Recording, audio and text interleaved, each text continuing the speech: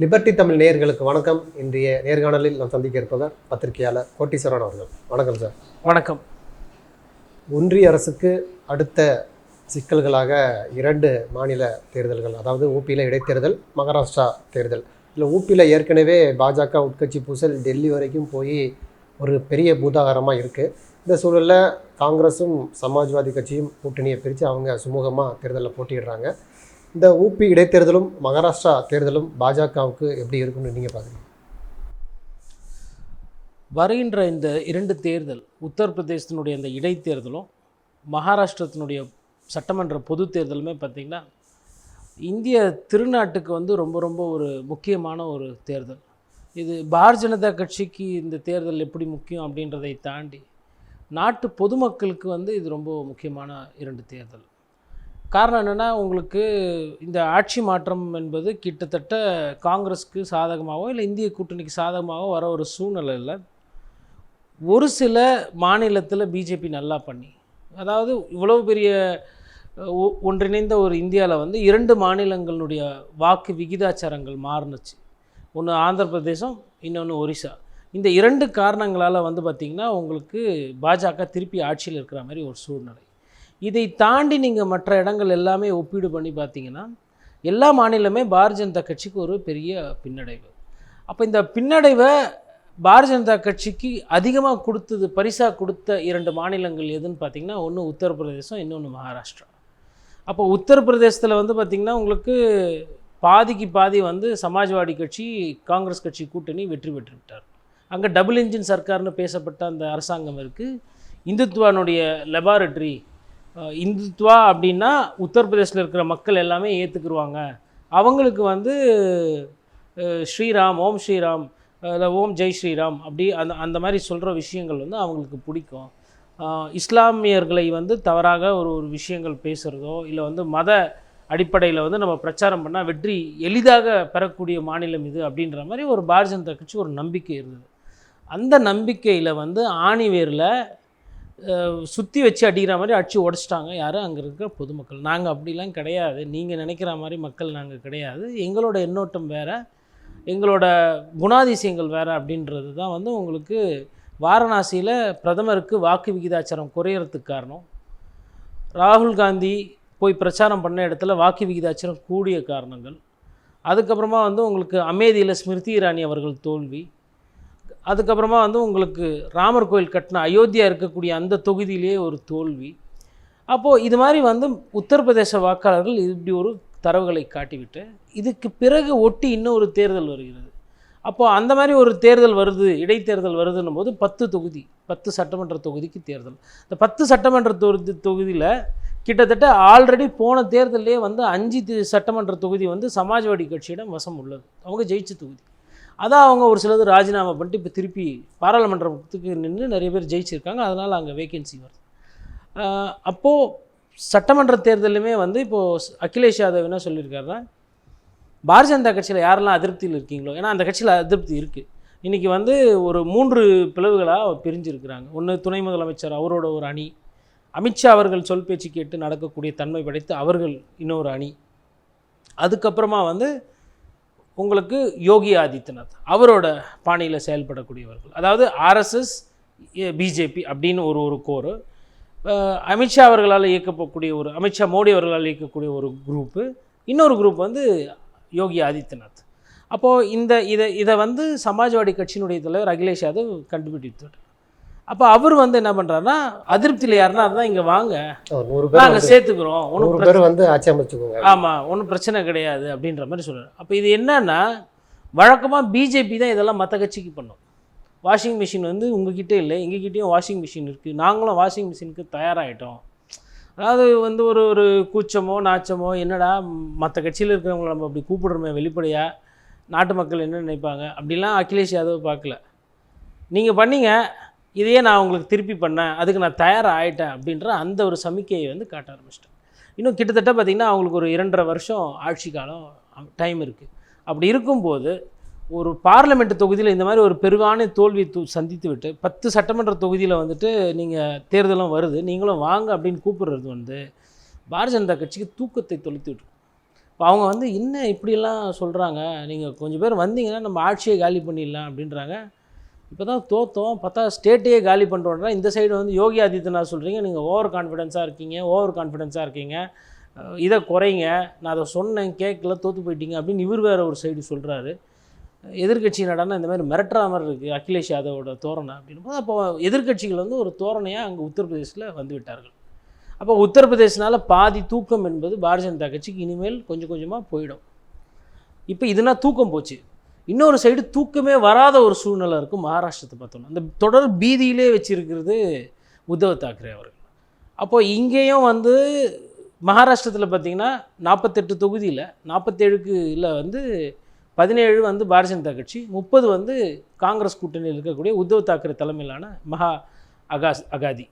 அப்போ இவங்க நீங்கள் அப்படியே டிரான்ஸ்ஃபர் பண்ணிங்க, அதாவது வாக்காளர்கள் புதுசாக எதையுமே இல்லை எதிர்க்கட்சிகள் புதுசாக எதையும் செய்ய வேணாம், நாங்கள்லாம் வந்து ஐயா பாரத பிரதமர் மோடியால் பாதிக்கப்பட்டவங்க வந்திருக்கிறோம், என் பேர் சரத்பவார், மகாராஷ்டிரா அரசியலில் நான் ரொம்ப நாளாக இருக்கேன், என் கூட இருந்தவங்களெல்லாம் நைட்டோட நைட்டாக கூட்டின்னு போயிட்டு அவங்களெல்லாம் வந்து பாரதிய ஜனதா கட்சி அப்படின்ற மாதிரி பண்ணி இந்த மாதிரி ஆக்கிட்டாரு, நீங்கள் சொல்லுங்கள் மக்களே அப்படின்னும் போது அந்த அனுதாபம் இருக்குது.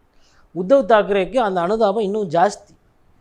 நான் போலின்றாங்க, நான் வந்து போலியாக வந்துட்டேன் அப்படின்றாரு போது அங்கே இருக்கக்கூடிய சாமிகள் மடாதிபதிகள் அப்புறம் வேற்று மாநிலத்தில் இருக்கிற சங்கராச்சாரியர்கள்லாம் போயிட்டு கூட இல்லை உத்தவ் தாக்கரேக்கு நடந்தது துரோகம், அவர் இந்த மாதிரி பண்ணியிருக்கக்கூடாதுன்ற போது அப்போ இந்த 2 பெரிய தலைவர்களுக்கு அந்த நம்ம ஊரில் வந்து சிம்பத்தி வேவ் என்று சொல்லுவோம் ஆங்கிலத்தில், அது பாவம் இந்த மாதிரி பண்ணிட்டாங்களே, பச்சாதாபம் பார்க்குற எண்ணோட்டம் இந்தியர்களுக்கு ஜாஸ்தி. அப்போ ஒரு என்னதான் அரசியல்வாதிகளாக இருந்தாலும் அரசியல்வாதியே யாரும் நம்பிக்கை துரோகமோ நம்ப வச்சு கழுத்து இருக்கிறதோ ஏமாத்துறதோ பண்ணக்கூடாது. அதை பண்ண அந்த காரணத்தினால இந்த 2 பேருக்கு மக்கள்கிட்ட ஒரு அனுதாபம். ஸோ அப்போ அனுதாபம் என்பது இருக்கிறது, மக்களோட எதிர்ப்பு பாரதிய ஜனதா கட்சியின் மீது இருக்கிறது. 3வது பொதுமக்களுக்கு ஒரு வெறுப்பு, என்னடா எப்போ பாரா சாமி பேரை சொல்லிக்கிட்டு அந்த ஊரில் வெங்காயம் விளையுது, எக்ஸ்போர்ட் பண்ணணும்னு நினைக்கிறாங்க, எல்லா நேரத்துலையும் லாபம் வர்றதில்ல, எக்ஸ்போர்ட் பண்ணால் தான் கூட ஒரு 10 ரூபா வரும். அப்படி பண்ணும்போது அம்மையார் நிர்மலா சீதாராமன் என்ன பண்ணுறாங்க, இல்லை மற்ற மத்தியில் இருக்கவங்க என்ன பண்ணுறாங்கன்னா வெங்காயம் ஏற்றுமதி பண்ணக்கூடாது, இறக்குமதி பண்ணக்கூடாது, இவங்க இஷ்டத்துக்கு இவங்க நினச்சா ஏற்றுமதி பண்ணோம், வேணான்னா இறக்குமதி நிப்பாட்டணும், அந்த மாதிரி ஒரு கொள்கை. அப்போ இதை பார்க்குறாங்க. அது ஒண்டி கிடையாது. அப்போ மற்ற விவசாய பொருளும் அங்கே இருக்குது, மக்காசோளம் இருக்குது, உங்களுக்கு வந்து கோதுமை இருக்குது. அப்போ எல்லாத்துக்குமே வந்து அந்த மினிமம் செல்லிங் ப்ரைஸ் கேட்குறாங்க, எம்எஸ்பி குறைந்த விலைபட்ச விலை ஒன்று நிர்ணயம் பண்ணணும், அரசே வந்து கொள்முதல் பண்ணணும். அந்த கோரிக்கை வந்து மற்ற எல்லா மாநிலங்கள் வைக்கும்பொழுது மகாராஷ்டிரத்துலேயும் அதிகப்படியாக அது ரூரல் மகாராஷ்டிரத்தில் பார்த்திங்கன்னா அதிகப்படியான விவசாயிகள் இருக்காங்க. அந்த இடத்துல பார்த்திங்கன்னா உங்களுக்கு சரத்பவாரோட கட்சி இதாக இருக்குது. இப்போ இந்த கோர் ஏரியா நீங்கள் பாம்பே எடுத்துக்கிட்டிங்க அப்படின்னா ஸ்டாக் மார்க்கெட்டை மையமாக வைத்து இருக்கிறவங்க இருக்கிறாங்க. இப்போ அவங்களுக்கு என்னென்னா 10 வருஷமாக ஸ்டாக் மார்க்கெட்டில் வந்து அதில் வந்து இந்த உங்களுக்கு மங்காத்தா மாதிரி அதில் சீட்டு மாதிரி விளையாடுறவங்க புரோக்கர் பண்ணுறவங்களும் இருக்கிறாங்க. அதை வந்து ஒரு தொழிலாக வந்து எனக்கு அதிக லாபம் வேணாம், நான் ஒரு 10 வருஷத்துக்கு பணம் போடுறேன், நான் ஒரு 20 வருஷத்துக்கு பணத்தை போடுறேன், நல்ல கம்பெனியை கண்டுபிடிச்சி அதில் நான் ஒரு இன்வெஸ்டராக இருக்கிறேன், அப்படி பங்கு சந்தையை வாங்கி பரிவர்த்தனை பண்ணி மேம்படுறவங்களும் உண்டு. பட் ஆனால் இப்போது சமீப காலமாக என்ன ஸ்டாக் மார்க்கெட்டில் பிரச்சனைனா, ஒருத்தர் வந்து பணத்தை போட்டு அவர் போண்டி ஆகி நடு ரோட்டில் வந்துட்டால் 10 பைசா அரசாங்கம் கொடுக்காது. அதே அந்த பங்கு சந்தையில் இல்லை அவர் வந்து ஒரு மியூச்சுவல் ஃபண்டோ அந்த மாதிரி ஒரு விஷயத்தில் அவர் பணத்தை போட்டு அந்த முதலீடு திவால் ஆயிடுச்சுன்னா அப்போ வந்து அரசாங்கம் அதுக்கும் ஜிஎஸ்டி வாங்கிக்கும், எஸ்டிடின்னு வாங்க, அது ஒரு டேக்ஸ் இருக்குது. அதுக்கப்புறமா வந்து இந்த கம்பெனியை வாங்கிட்டு அது நஷ்டமானால் உங்களுக்கு யாரும் உதவி வர மாட்டாங்க, உங்கள் தலைவலி. ஒருவேளை அதில் லாபம் வந்துச்சுன்னா அப்போ 10% கேபிட்டல் கெயின்னு ஒன்று வாங்குவோம். முந்தைய காலத்தில் வந்து டிவிடெண்ட்டுன்னு ஒன்று இருந்தது, அதாவது அந்த டிவிடெண்ட் மேலே டேக்ஸ்ன்றது. அதெல்லாம் முன்னாடி எப்படின்னா வந்து கம்பெனிகளே ஏற்றுக்கும், கம்பெனி அதுக்கு டேக்ஸ் ஏற்றிக்கிட்டு அது தனிப்பட்ட முதலீட்டாளர்களுக்கு வரும்போது அதுக்கு டேக்ஸ் வராது. இப்போ என்ன பண்ணிட்டாங்கன்னா, ஏன்னா கம்பெனிகள் ஏழை பாழைகள் ஐயா அமித்ஷா அவர்களுக்கும் ஐயா மோடி அவர்களுக்கும் நெருங்கினவர்கள். ஸோ அந்த பெரிய கார்ப்பரேட் வந்து அதை கஷ்டப்பட முடியாதுன்னு சொல்லிட்டு அந்த டிவிடெண்ட் என்ன பண்ணிட்டாங்கன்னா தூக்கிட்டு அதை ரிசீவ் பண்ணுறாங்க பாருங்கள், அவங்க தலையில் போட்டாங்க. அப்போ ஸ்டாக் மார்க்கெட்லேயுமே வந்து ஆட்டக்கட்சி மாட்டக்கட்சி இப்போ அதையும் பண்ணியாச்சு. அப்போ நீங்கள் கேட்பீங்க, அடிப்படையில் என்னங்க நீங்கள் இப்படி சொல்கிறீங்க, ஆனால் பங்கு சந்தை வந்து 80 புள்ளிகளை நோக்கி சென்செக்ஸ் போய் கொண்டிருக்கிறது, நிஃப்டி என்பது நல்லா உச்சத்துக்கு போகுது, தங்கம் விலை ஏறிட்டு இருக்குது, அந்நிய முதலீடுகள் வெளியில் போனாலும் பணத்தை எடுத்தாலும் உள்ளூர் முதலாளிகள் வந்து பங்குச்சந்தையில் பணம் போடுறாங்களே அப்படின்னா அதற்கு காரணம் மத்திய அரசின் மீது நம்பிக்கை இல்லை. அதற்கு காரணம் இங்கே யார் வந்தாலும் யார் போனாலும் இது உழைக்கிற மண், இங்கே வேர்வை சிந்துற மக்கள் 130 கோடிக்கு பேர் இருக்கிறாங்க. இளம் மக்கள் வந்து அதிகமாக இருக்கக்கூடிய ஒரு நாடு.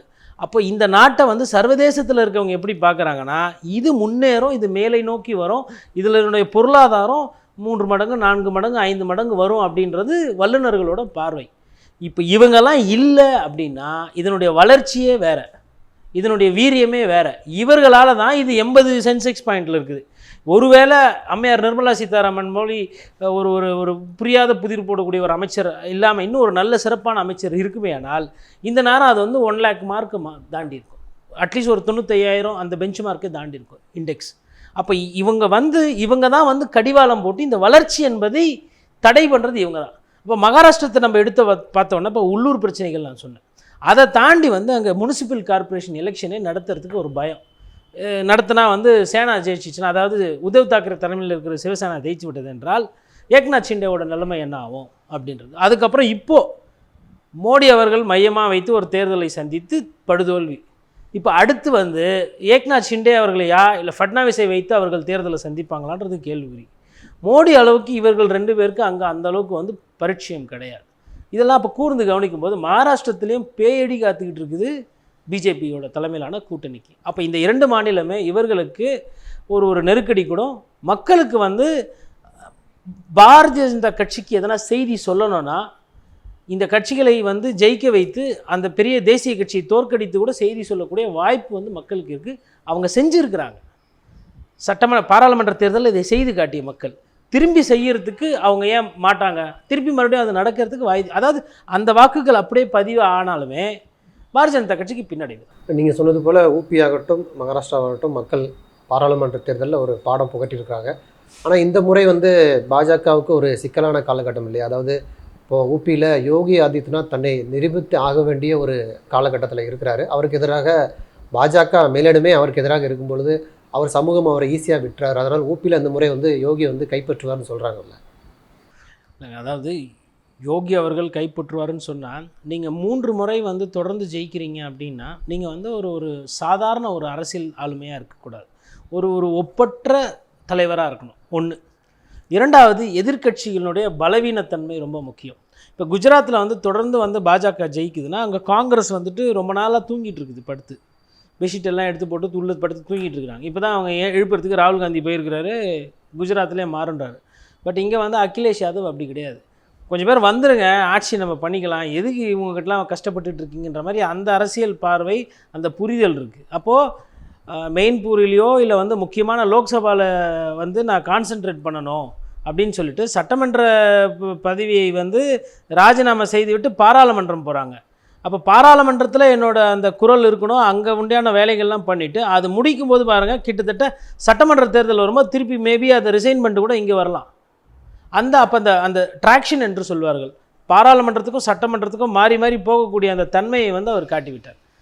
அதில் சக்ஸஸும் பண்ண முடியும். நான் இங்கே நின்றும் ஜெயிப்பேன், இப்படியும் வருவேன் சட்டமன்ற உறுப்பினராக, தேவைப்படும்போது பாராளுமன்ற உறுப்பினராக ஜெயிச்சு மோடி அவர்களையும் கேள்வி கேட்பேன் அப்படின்ற அந்த நிலைமைக்கு போகும்போது அகிலேஷ் யாதவ் வந்து பிகம்ஸ் எ டால் லீடர். உங்களுக்கு ராகுல் காந்தி அவர்களை பொறுத்தவரையில் என்ன இங்கே ஒரு சிக்கல் பண்ணாங்கன்னா, ராகுல் காந்தி அவர்களை ஒரு முக்கிய அமைச்சராகவோ இல்லை ஒரு முக்கிய பொறுப்பில் அமர வைக்காமல் அவரை வந்து ஒரு கட்சியினுடைய தலைவராகவே காட்டிவிட்டார்கள். பட் அகிலேஷ் யாதவ் அப்படி கிடையாது. அவர் வந்து ஒரு முதலமைச்சராக உட்கார்ந்துருக்கிறார்.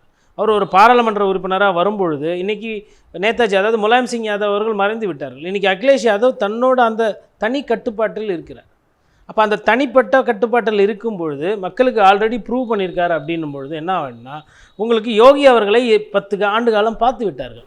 இல்லை, ஆனால் அவருடைய பரப்புரைகள் இன்னும் தீவிரமாக தானே இருக்குது. உதாரணமாக அந்த கன்வாரா இந்த யாத்திரை, சிவ யாத்திரையின் போது வந்து கடைகளில் உணவகங்களில் நீங்கள் பேர் போடுங்க, யார் யார் வேலை பார்க்குறா அவங்களுடைய பேரையும் சேர்த்து போடுங்க, அது வந்து இஸ்லாமியர்களுக்கு எதிரானது, தலித்துகளுக்கு எதிரானதுன்னு சொல்கிறாங்க. அது மட்டுமல்ல, பள்ளிகளில் வந்து ஷூ காலனிலாம் அழியக்கூடாது, ஆசிரியர்கள் வந்து குறிஞ்சின்னு தான் கூப்பிடணும், இது போன்ற சட்டங்களை தொடர்ச்சியாக இந்துத்துவ சட்டங்களை அவர் கொண்டு வந்துட்டு தானே இருக்காரு.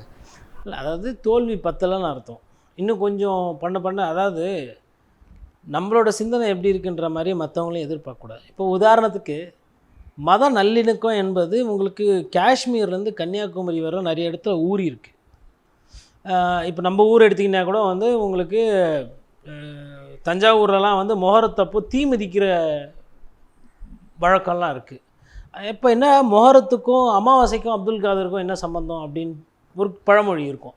ஆனால் நிறைய இடத்துல பார்த்திங்கன்னா உள்ளே போய் பார்த்திங்கன்னா அது ஒரு ஒரு ஒரு ஒரு ஒரு நட்பு ரீதியாக இருக்கும், ஊர் வழக்கமாக இருக்கும், பழக்க வழக்கமாக இருக்கும். அதே மாதிரி அங்கேயுமே வந்து இஸ்லாமியர்களும் கிறித்துவர்களும் இல்லை இந்துக்களுமே வந்து ஒரு சில நேரத்தில் வந்து ஒன்றுபட்டு ஒரு தொழில் ரீதியாக ஒன்றா இருப்பாங்க, குடும்பத்தில் வந்து ஒருத்தர் பழகியிருப்பாங்க, அதெல்லாம் இருக்குது. அப்போ இவங்க வந்து ஒரு கடையில் வந்து போர்டு வைக்கணும் கொள்ளணுன்றதுலாம் அடிப்படையில் அந்த கடை ஓனர் இருக்கார்ல, அப்போது அவர் இந்துவாகவே இருக்கட்டும், இந்துவாகவே இருந்தால் கூட அவர் வந்து ஒரு நாளும் வந்து ஜாதி சர்டிஃபிகேட்லாம் கேட்டுன்னு இருக்க முடியாது. இன்றைக்கி கடையில் வேலை செய்கிறதுக்கோ இல்லை வேலைக்கு நல்ல நம்பிக்கையான ஆளுங்க கிடைக்கிறது என்பதே ஒரு பெரிய பிரச்சனை, ஒரு சிக்கல். அப்படி இருக்கும்போது வரவங்க நல்லவங்களா கெட்டவங்களா யோகியமானவங்களா, அவங்க நல்லா வேலை செய்வாங்களா, நான் ஒரு கண்ணியமான முதலாளியாக அவங்களுக்கு ஒழுங்காக கூலியை கொடுத்து அந்த கடையை நடத்த முடியுமா, அந்த உணவகத்தை நடத்த முடியுமா, அதுதான் ஒரு ஒரு உணவு தயாரிப்பாளரோட ஒரு ஒரு நோக்கமாக இருக்குமே தவிர்த்து இந்த லிஸ்ட்டை ஓட்டுறது, பேரை ஓட்டுறது, இதெல்லாம் வந்து அவங்களுக்குமே இது பிடிக்காது. இவங்க பிரச்சனை என்னன்னா, இந்த அரசியல்வாதிகளோட பிரச்சனை, அவங்களுக்கு தேவைப்படுற ஒரு 4 பேரை வச்சுக்கிட்டு நம்ம இதை பண்ணலாம், அப்படி பண்ணால் நல்லா வரும், இப்படி பண்ணால் நல்லா வரும்னு சொல்லிட்டு தான் சமாஜ்வாடி கட்சியை மேலே ஏற்றி விட்டு அங்கே வந்து பிஜேபி வந்து கிட்டத்தட்ட தோல்வி முகமாக போய்கிட்டு இருக்குது. இது வந்து தொடருமேயானால் இது வந்து இன்னும் மோசமாக தான் போகும். அதாவது நீங்கள் இதை பண்ணி நீங்கள் ருசி கண்டு ஒரு பதவியை அனுபவித்து விட்டீர்கள். நீங்கள் நினைக்கிறீங்க இதையே திருப்பி பண்ணால், இதையே பண்ணால் மக்கள் மறுபடியும் ஏற்றுக்குவாங்க. மக்கள் இதை ரசிக்கலை, மக்கள் இதை ஏற்றுக்கலை. கர்நாடகா பார்த்தீங்க, கர்நாடகா கிட்டத்தட்ட வந்து வட இந்தியா மாதிரி வாக்களிக்கக்கூடிய தன்மை படைத்தது தென்னிந்தியாவில் இருந்தும் கூட அந்த கர்நாடகத்தில் ஆட்சி மாற்றம் வந்திருக்கிறது. உங்களுக்கு வந்து உங்களுக்கு இமாச்சல பிரதேசம் ஆகட்டும், இல்லை உங்களுக்கு உத்தரப்பிரதேசனுடைய இந்த பகுதியாகட்டும், இல்லை பத்ரிநாத்தே எடுத்துக்கோங்களேன். நீங்கள் வந்து ஒரு சாமி மத நல்லிணக்கம் அப்படின்லாம் பார்க்கும்போது உங்களுக்கு வந்து அங்கே கோயில் இருக்குது. எங்கெங்கெல்லாம் கோயில் இருக்கோ, எங்கெங்கெல்லாம் இந்து மதத்தை பற்றி அதிகமாக பேசுகிறோமோ அங்கெல்லாம் வந்து பாரதிய ஜனதா கட்சி தோற்றுருக்கு. அப்போ இவ்வளவு பட்டம் நாங்கள் திருந்த மாட்டோம், இவ்வளவு பட்டம் எங்களுக்கு தெரிஞ்சது இந்த மட்டமான மலிவான அரசியல் தான் அப்படின்னா அதை மக்கள் நல்லா கூர்ந்து கவனிப்பாங்க. மக்கள் புத்திசாலிகள். இல்லை, நாடாளுமன்ற தேர்தல் வேறு, சட்டமன்ற தேர்தல் வேறு. அதனால் வந்து மோடிக்கு விழுந்த ஓட்டுகள் தான் நாடாளுமன்ற தேர்தலில் தோல்வியை சந்திச்சது. இந்த முறை வந்து மகாராஷ்டிராவாகட்டும் ஊபி ஆகட்டும் அது வந்து மாநில அரசுகளை நம்பி தான் இருக்குது அப்படின்னு தான் சொல்கிறாங்க. கரெக்டுங்க. உத்தரப்பிரதேஷ்க்கு யோகி அவர்கள் முதலமைச்சராக வந்த பொழுது அவர் தான் முதலமைச்சர் அப்படின்னு யாருக்கும் தெரியாது. ஆர்எஸ்எஸ்ஸாலோ இல்லை பாஜகவோட முன்னணி தலைவர்களால் அடையாளம் காட்டப்பட்டவர் தான் யோகி ஆதித்யநாத்.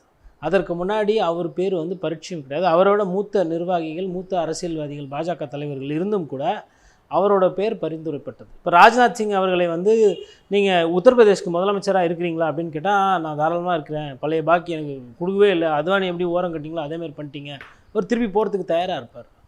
பாராளுமன்றத்தில் வந்துட்டு 10-11 அங்கே அதோட ஒன்றா உட்காந்துக்கிட்டு டிஃபென்ஸ் மினிஸ்டர் சொல்கிறதுக்கு நல்லாயிருக்கும். ஆனால் உத்தரப்பிரதேசமான ஒரு பெரிய மாநிலத்தில் சீஃப் மினிஸ்டராக இருக்கிறது மேபி அவர் விரும்பலாம். ஆனால் அந்த மாதிரி வாய்ப்புகள் எல்லாருக்கும் தரப்படுறதில்ல. அப்படி இருக்கும் பொழுது இங்கே என்ன கூர்ந்து கவனிக்கணும்னா, ஒட்டுமொத்த பிஜேபியினுடைய ஒப்பற்ற போஸ்டர் பாய் என்ன அப்படின்னு பார்த்திங்கன்னா அது பாரத பிரதமர் மோடி அவர்கள் தான். மோடி அவர்களை மையமாக வைத்து தான் அவர்கள் 10 ஆண்டு காலம் வந்து ஒரு சில மாநிலத்தை ஜெயிச்சதாகட்டும், ஒரு சில இப்போ மத்திய பிரதேசத்தில் வேணால் அங்கே வந்து இவருக்கு சவான் அவர்களுக்கு பண்ணது வந்து தவறு, அவரை வந்து தள்ளியிருக்கக்கூடாது, அப்புறம் அவருக்கு பாராளுமன்றத்தில் சீட்டு கொடுத்தோன்னே சரி ரைட்டு அப்படின்ற மாதிரி ஒரு எண்ணோட்டம் மாறுது. அங்கே காங்கிரஸ் கட்சி சரியாக இல்லை, அந்த காரணம் வேறு. நான் உத்தரப்பிரதேச அந்த எக்ஸாம்பிள் நீங்கள் பார்க்கும்பொழுது என்னென்னா, யோகி வந்துட்டு ஃபஸ்ட்டு வாட்டி 5 வருஷம் வந்துட்டார், 2வது வாட்டி 5 வருஷம் வந்து உட்காந்து இது பண்ணியாச்சு. அப்போ பார்த்து போர் அடிச்சு போச்சு. அப்போ இன்னொன்று, மோடி அவர்களை தோக்கடிக்கிறவங்க யோகி அவர்களை தோக்கடிக்க ஏன் மாட்டாங்க? அதாவது யோகியை விட மோடி வந்து பழைய இந்துத்துவா கோத்ரா காரணம், இந்துக்களை பற்றி அப்படி பேசினவர். குஜராத்தில் வந்து என்னென்னலாம் பண்ணியிருக்கிறாருன்ற மாதிரிலாம் தெரியும் வாக்காளர்களுக்கு. ராமர் கோயில் கட்டினதுக்கு முக்கிய காரணம் யோகின்னு மாட்டாங்க, மோடி தான் சொல்லுவாங்க. ஐயா அமித்ஷாவோட அசுர பலத்தோடு இருக்கிறது யாருன்னு கேட்டால் மோடி தான் சொல்லுவாங்க. அப்படி இருக்கிற அந்த பெரிய டீமு தோக்கும்போது யோகி வந்து பிரச்சனை கிடையாது. இன்னொன்று, யோகி அவர்கள் வந்து இப்போ இந்த கருத்தெல்லாம் சொல்கிறாருல, நீங்கள் ஓவர் கான்ஃபிடென்ஸில் போயிட்டீங்க அப்படின்னது, இதெல்லாம் வந்து மோடி அவர்களும் அமித்ஷா அவர்களுமே ரசிச்சிருக்க மாட்டாங்க. இன்றைக்கி ஒவ்வொரு நாளும் பிஜேபி தலைமைக்கு பிரச்சனை, அழுத்தம், போய் இந்த இந்த தீர்மானத்தை கொஞ்சம் ஓட்டு போடுங்களேன் ப்ளீஸ், அந்த தீர்மானத்தை கொஞ்சம் ஓட்டு போடுங்களேன், பழைய மாதிரிலாம் பண்ண முடியாது, ராஜ்யசபாவில் கொஞ்சம் சப்போர்ட் பண்ணுங்களேன், லோக்சபாவில் கொஞ்சம் கை தூக்குங்களேன் அப்படின்ற நிலைமைக்கு வந்துட்டாங்க. அப்போ யார் மேலே கோவம் வரும்னா, 80 சீட்டு இருந்த இடத்துல நமக்கு 50 சீட்டு கூட வராமல் பண்ணிட்டாரு. அப்போது படிப்படையாக நீங்கள் உத்தரப்பிரதேசத்தில் பார்த்தீங்கன்னா வாக்கு விகிதாச்சாரம் பாரதிய ஜனதா கட்சிக்கு குறைஞ்சிக்கிட்டு வருது. அப்போ அதெல்லாம் பார்க்கும்போது என்ன தான் யோகி அவர்கள் வேலை செய்தாலும் ஃபீல்டில் இறங்கி நீங்கள் வேலை வாய்ப்பெல்லாம் திடீர்னு ஜீபூம்பா போட்டு உடனே வர வைக்க முடியாது. பண விகிதாச்சாரத்தெல்லாம் வந்து நீங்கள் குறைக்கணும்னா அது வந்து ஃபஸ்ட்டு உங்களுக்கு மூளையில் ஏறணும். மக்கள் கஷ்டப்படுறாங்க, 100 ரூபா 105 ரூபாலாம் பெட்ரோல் டீசல் விலை வச்சா மக்களால் வாழ முடியாது. அதுவும் உத்தரப்பிரதேசம் பண்ணுற மாநிலத்திலலாம் சராசரி வருமானம் பார்த்திங்கன்னா 20,000 22,000 15,000 இவ்வளோ தான் இருக்கும். 15,000 என்ன பெரிய ஆடம்பர வாழ்க்கை வாழ்ந்துட முடியும் அவங்க சாமி பேரை டெய்லி சொல்லிவிட்டு? இல்லை ஒரு ஒரு ஒரு இஸ்லாமியர் தான் இருக்கிறாரு, அவரே வந்துட்டு நான் 4 வேளை நிம்மதியாக நமாஸ் பண்ணுறேன், 5 வேளை தொழுகிறேன், எனக்கு வந்து யோகி ஆதித்யநாத்னால நிறைய வருவாய் வருது அப்படின்னு சொல்லிட்டு ஒரு அவரே மனம் மாறி எதனா போடணும். மக்களுக்கு ஃபஸ்ட்டு பிரச்சனை வாழ்வாதார ரீதியான பிரச்சனை. அதில் வந்துட்டு உங்களுக்கு காசு வரணும், ஒரு அமைதியான ஒரு சூழல் இருக்கணும் மாநிலத்தில், ஒருத்தர் சண்டை இல்லாத ஒரு ஒரு அமைதி இருக்கணும். அதற்கு தான் வழியே இல்லாமல் இருக்குது. அப்படி இருக்கும்பொழுது மக்கள் வந்து சரி நம்ம தான் வந்து அரசியல்வாதிகள் தான் அல்பத்தனமாக அந்த வாக்குகளுக்கோசரம் மக்களை வந்து அதிக நேரத்தில் பிளவுபடுத்தி பார்க்கறது, சாதி ரீதியாக பார்க்குறது, மத ரீதியாக பார்க்குறது. சம்டைம்ஸ் வந்து இந்த சாதி மதத்தெல்லாம் தூக்கி குப்பையில் போட்டுட்டு மாற்றி ஓட்டு போடுற காலங்கள்லாம் உண்டு. அதனால் அது வந்து ஒரு சில நேரத்தில் எடுபடும். நீங்கள் இதையே வச்சு கதையாக பொய் சொல்கிறீங்க, இதையே வச்சு நீங்கள் நம்பிக்கை துரோகம் பண்ணுறீங்க மக்களுக்கு அப்படின்னா அவங்க வந்து உங்களை தூக்கி எறிடுவாங்க. அது மாதிரி நிறைய ஆயிருக்கு. நன்றி. நிறைய தகவல்களை நேயர்களுக்கு பகிர்ந்துட்டீங்க. உங்கள் நேரத்துக்கு மிக்க நன்றி. நன்றி.